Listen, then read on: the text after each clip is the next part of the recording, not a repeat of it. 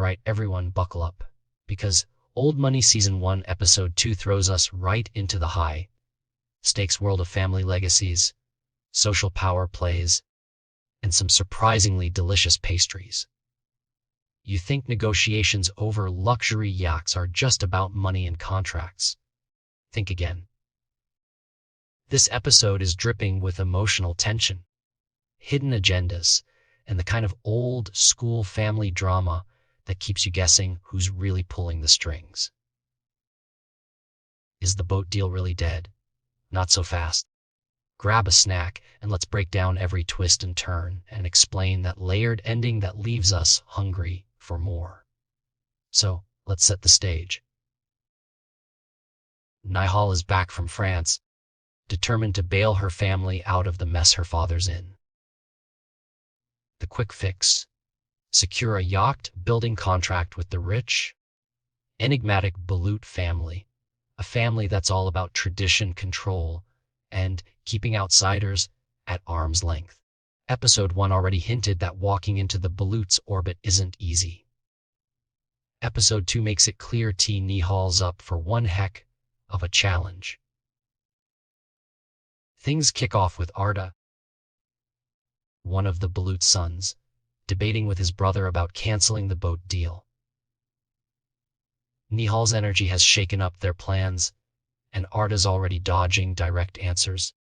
Osman's more reserved, more respectful of Nihal's intellect, and definitely the one who calls the shots in the family business.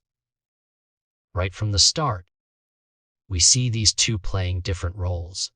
Arda tries to keep things light and simple, while Osman looks for any angles or weaknesses. There's already talk of not dragging this out, and Osman pushes for a face-to-face rather than a quick phone breakup. That tells us E for the Baluts. Nothing is really settled until someone's been looked right in the eye. Nihal, meanwhile, is moving fast. Her phone's broken, symbolically talking blind. Nice touch, but she's not letting that stop her. She's persistent, a problem solver, and fully aware that falling out of favor with the Baluts means risking her father's future. When Arda calls, she's friendly, charming, and totally nonplussed by the sudden change of plans. Her answer is confidence. She'll meet, she'll talk, and she'll handle whatever comes her way. There's a fascinating scene with Nihal's confidante, maybe a cousin or a close friend, who previews the inner workings of both families. We get some subtle but juicy world building, matriarchal values among the Baluts, rivalry between Engin and Osman, and an undercurrent of respect for strong women. There's also talk about Osman's reputation, monster, but not in a crude or malicious sense. More like someone who never lets up, never lets anything slide. The message is clear. Nihal isn't just negotiating a contract. She's taking on a family tradition where nothing is simple, and every conversation is a chess game. When Arda finally meets Nihal, things remain friendly, almost too friendly. There's mutual respect and nostalgia over shared friends from high school. We see that social networks still matter in this rich upper-class world. Nihal is greeted as both an insider and an outsider, talked up as a sailing champ, and as someone who could fit in if she chooses to play the game. The dinner scene at the Balut's house is nothing short of classic TV power play. Nihal brings wine from Mount Etna, a subtle flex, signaling her family's taste and connections. And food is carefully chosen, no seafood, only red meat. Osman's preferences take center stage. Conversation flows, coded references abound, and the episode really starts to sizzle here. Each line comes with layers. Compliments have ulterior motives, suggestions conceal challenges, and everyone's looking for leverage. And here come the hooks, The conversation turns to whether Nihal will leave, whether she'll stick around. It's not just about boat contracts anymore. It's about family alliances, moving houses, and the weight of old debts. Nihal is pushed and pulled, and we see her making tiny concessions, hedging her bets, but never backing down. The most dramatic pivot comes when Osmond decides, almost on a whim, to offer Nihal the chance to build the boat, the very project they were supposedly about to cancel.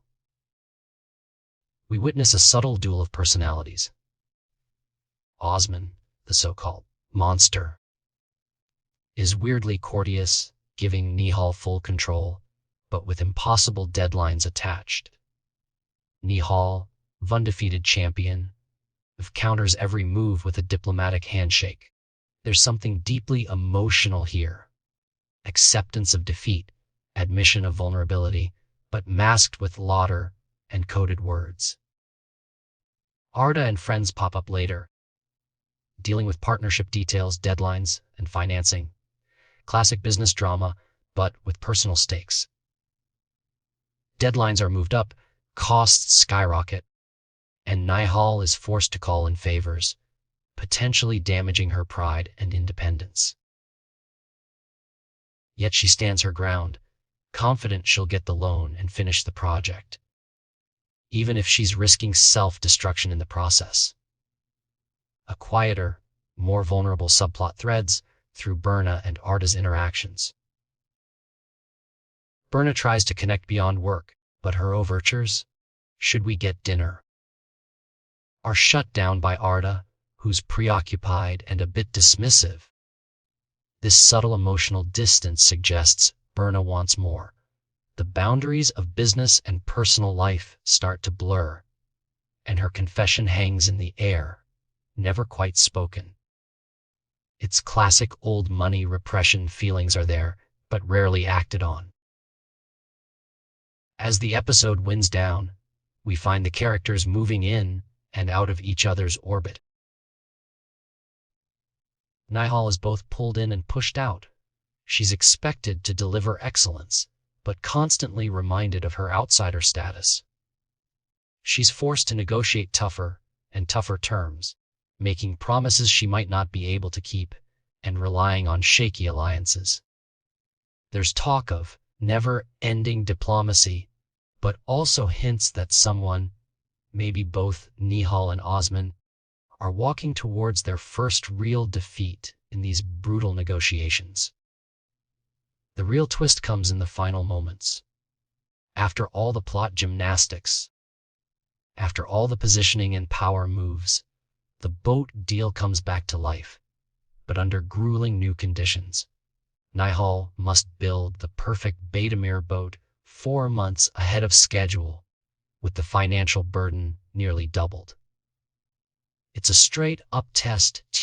Will she fold, or will she rise to the challenge? Osmond lays down the gauntlet, not as an act of cruelty, but as a kind of initiation.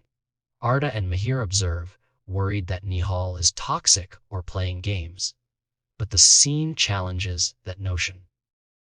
Nihal, for all her diplomacy, is risking so much more than just her reputation. Pride, power, and loyalty are at stake for everyone. The ending leaves us with several cliffhangers. Will Nihal secure the funding she needs? Will the Bullets finally accept her as more than just a business partner? And what about those lipstick stains on the fancy glasses? Minor details that hint at dangerous intimacy and breaking of social boundaries. Is someone about to cross a line that can't be uncrossed? In short, episode 2 is a masterclass in social chess. Old money throws you into the pressure cooker world of intergenerational debt, family trauma, and the never-ending quest for approval, without ever letting you know who's winning. The story is simmering, never boiling over, and the real answers won't come until someone, finally, lets their guard down. So, what did you think? Was Nihal brave, foolish, or playing into a bigger trap? Do you think Osmond's challenge is fair, or does it expose the dark heart of old money culture? Drop your theories and favorite moments down in the comments. Don't forget to like the video if you enjoyed our deep dive. Share it with anyone who loves rich character drama. And make sure to subscribe so you don't miss our next recap and ending explained for Old Money. See you there.